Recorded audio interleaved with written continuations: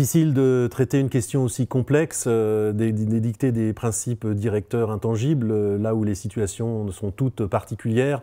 On peut dire, pour simplifier, qu'il y a un grand principe, celui de la sainteté de la vie, mais aménagé par deux idées régulatrices. Tout d'abord, l'accompagnement de la douleur et le refus de l'acharnement thérapeutique. La sainteté de la vie, c'est une valeur fondamentale de la dignité humaine dans le judaïsme. Bien sûr, nous sommes porteurs de l'image divine, Betzel Elohim, à l'image de Dieu nous avons été créés, et on pourrait parler en droit contemporain d'une conception objective de la dignité humaine, c'est-à-dire indépendamment de ce qu'on pense, etc. Alors on pourrait penser que, fort de cette valeur, on s'oppose lorsque quelqu'un est malheureusement en phase terminale d'une maladie incurable par exemple, qu'il faille la vie à tout prix. Eh bien pas du tout, parce que le judaïsme est conscient de deux autres valeurs qui font aussi partie de la dignité humaine.